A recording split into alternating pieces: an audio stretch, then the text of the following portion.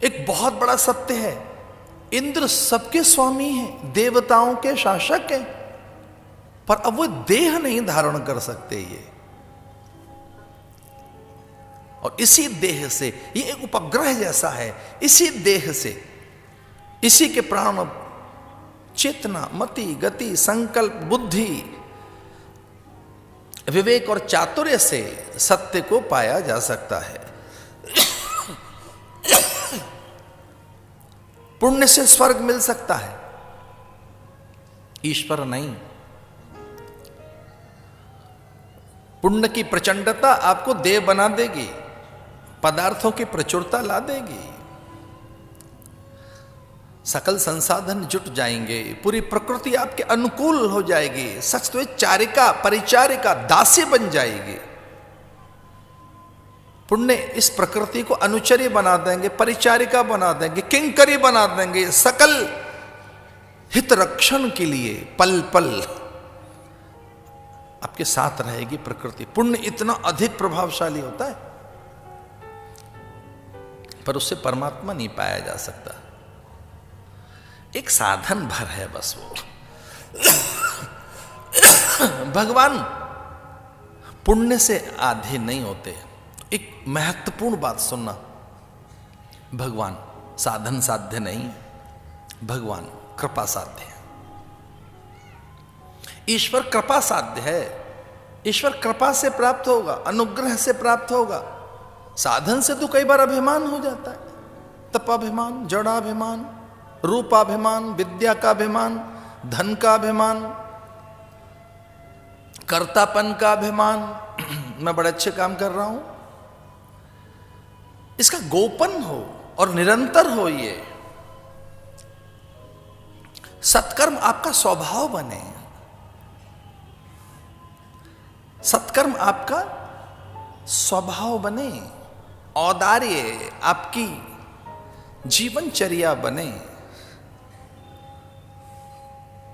जो सत्कर्म है, जो पुण्य कर्म है, जो शुभ कर्म है, वो आपका जीवन बने, चरित्र बने, चिंतन बने, जीवन शैली बने, आपका अभ्यास बने जीवन का।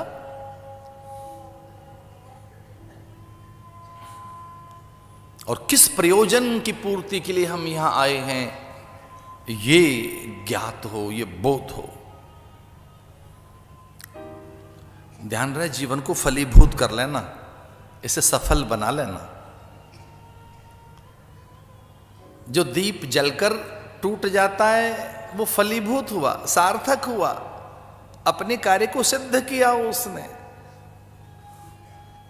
लेकिन जो दीप बिना जले टूट गया, बिना प्रकाश दिए, मुडेर से लुढ़क गया, पवन के झकोरों से वो कहीं गवाक्ष से नीचे गिर पड़ा, तो टूटा तो वो भी दीपक है, लेकिन जिस ढंग से जलकर दीपक का टूटना है वो धन्य है। उसे अलौकित हुआ, घर आंगन प्रकाशित हुआ। दीपक, उसमें भी तेल बाती तो था, ऐसा नहीं है कि वो तेल विहीन था, बाती नहीं थी, तेल बाती दोनों थे, लेकिन वो जल नहीं सका, वो प्रकाशित नहीं हो सका। वो देव की देहरी पर धरा नहीं जा सका। देवालय और उसकी सीढ़ियों से, उन सोपानों से वो वंचित रहा। साधन तो थे, जल नहीं पाया। और आपकी हथेली पर दोनों दीप रख दिए जाएं, भार की दृष्टि से लगभग एक जैसे ही हैं। जले हुए और बुझे हुए दीपक का भार में तो कोई अंतर है नहीं। उतनी सी माटी आपकी हथेली पे रखिए, उतना ही तेल दिया बाती लगभग। पर जो प्रकाशित दीप है, आलोकित दीप है, वो मूल्यवान है, वो पूजित है, वंदित है, बुझा हुआ नहीं।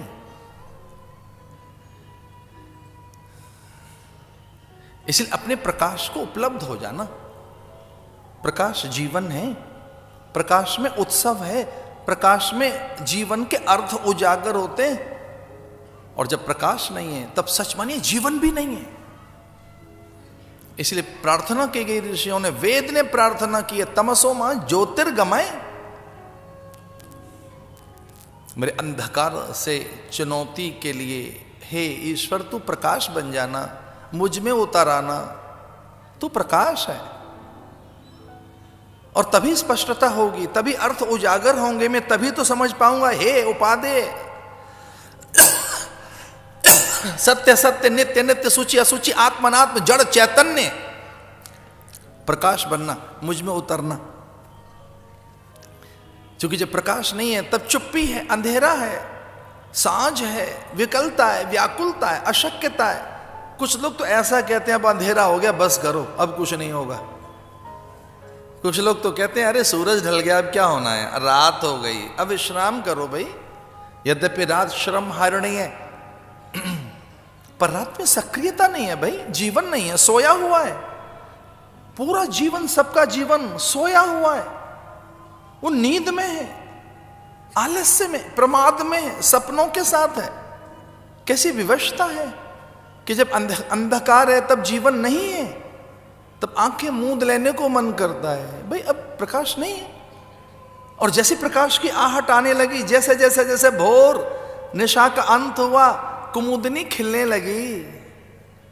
भोर के तारे के आने पर एक आहट तो लगी, पंछी कलरव करने लगे, कुमुदनी खिलने लगी, पौ फटने लगी, ब्राह्मण स्वस्ति वाचन करने लगे, सन्यासी समाधि में से निकलने लगे, खंती लेकर खनक निकला, कांधे पर हल लेकर कृषक निकला। अब तो तूलिका और रंगों को भरकर कैनवास पर भी चित्र बनाना चाहता है चित्रकार, और पत्थर पर घन बरसाते हुए पत्थर में से परमात्मा और उसकी दिव्य मूर्ति को निकालना चाहता है मूर्तिकार। प्रकाश आ गया ना। लिखो, पढ़ो, चलो, खोदो, जियो, खाओ, पियो, मौज करो। अरे ये सब क्या हो गया? प्रकाश है भाई। तो प्रकाश में चैतन्यता है।